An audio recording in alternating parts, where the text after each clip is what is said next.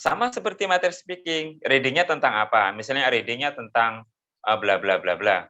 Apakah reading tersebut menurut Anda sesuai atau sudah tepat, sudah cocok dengan kebutuhan pada pembelajar kelas tersebut gitu. Menurut Anda, ingat menurut Anda, karena Anda sedang menjadi komentator, sedang menjadi analis, ya, menurut Anda. Kemudian apakah ratingnya begitu, apakah listening-nya begitu, ya, dan apakah grammarnya begitu. Biasanya buku-buku klasik akan selalu begitu sajiannya.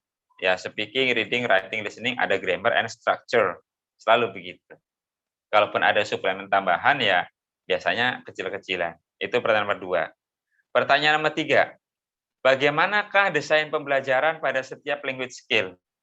Nah, misal bagaimana ke desain pembelajarannya? Kalian pernah belajar ini instructional design? Pernah, Pak. Iya, biasanya Pak Henry ya. Nah, coba jelaskan bagaimana desain pembelajarannya. Instruksinya, kira-kira orang belajar speaking di buku ini nih gimana sih prosesnya gitu loh. Didesain seperti apakah pakai role play atau pakai audio atau pakai apa? Nah, itu desain pembelajarannya. Pada chapter Anda itu.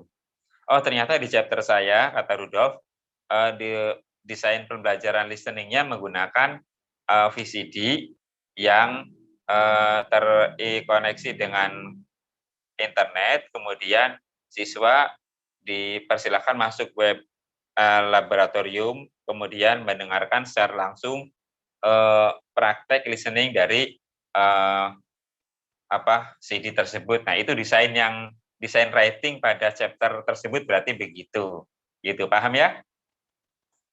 Oke, Bapak yakin paham. Yang keempat, bagaimanakah desain layout pada chapter tersebut? Nah, ini desain layout. Desain layout itu misalnya begini. Buku yang kemarin Bapak tampilkan, ingat nggak? Yang isinya ada orang pakai belangkon, ada pakai apa tuh? Itunya desain layout. Ya.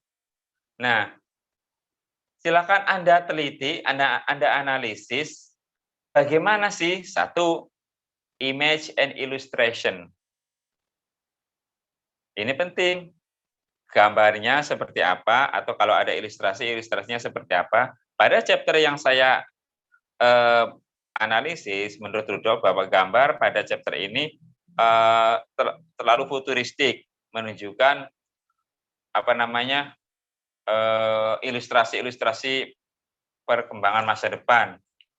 Gambar ini atau gambar tersebut sesuai dengan isi pada konten material di mana menjelaskan tentang bahasa Inggris dan teknologi informasi, kurang lebih begitu, bla bla bla bla bla.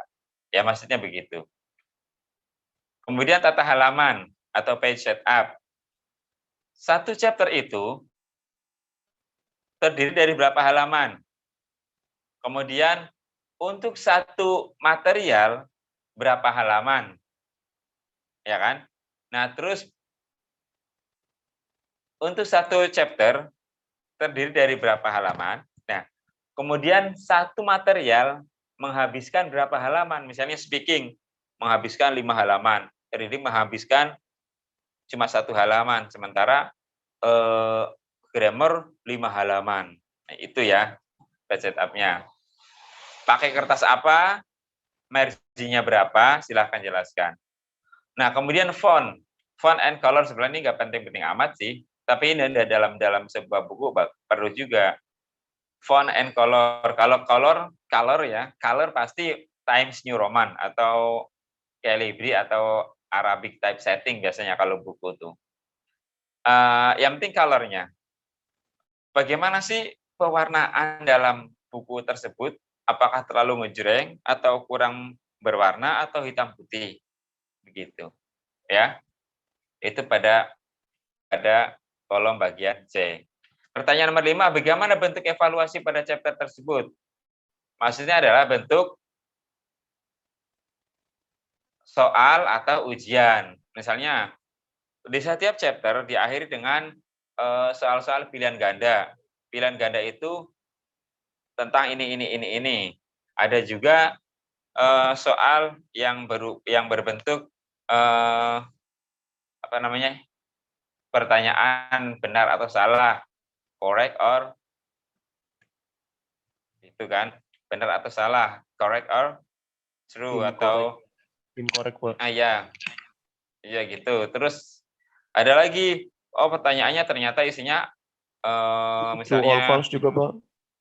true or false atau fill in the blank atau sebagainya, terserah jelaskan. Ya isinya seperti itu. Nah, dengan harapan Bapak, dengan mengerjakan 5 soal ini, sebetulnya kalian paham bahwa inilah rekonstruksi dari sebuah desain chapter gitu.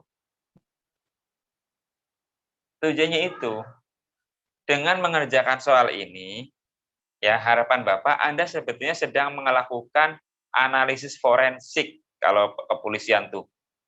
Analisis forensik pada sebuah peristiwa kan dibuka tuh berapa meter terbunuhnya si korban bernama Rizal ini dari tempat tidur ke kamar mandi berapa, kemudian ada benda-benda apa aja, kemudian ada barang-barang bukti apa aja, itu kan namanya analisis forensik. Nah, maksud Bapak yang kalian lakukan dalam UTS ini adalah semacam melakukan analisis forensik pada satu chapter.